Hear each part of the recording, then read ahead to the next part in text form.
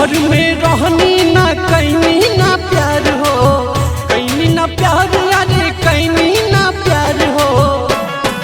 भइल बियाह जब गईनी ससुरार हो, गईनी ससुरार, अरे गईनी ससुरार हो। लागल बड़ी मीठ जब चिखवले सवाद, बेटर गुड फीलिंग होता बेटर गुड फीलिंग होता। बियाहवा के बाद बेटर गुड फीलिंग होता।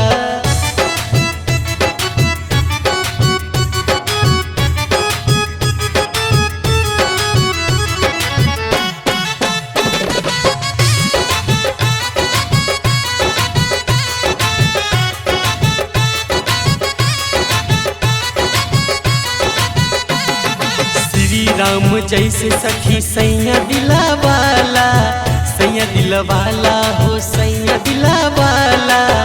रानी जैसे राखेले ऐसन बुझाला, ऐसन बुझाला सखी ऐसन बुझाला।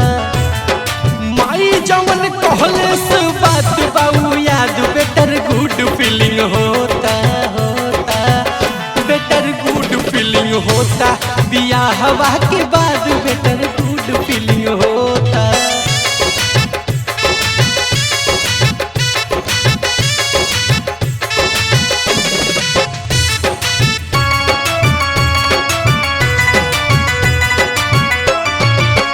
कितना बखान सखी पियावा के करी, पियावा के करी सखी पियावा के करी।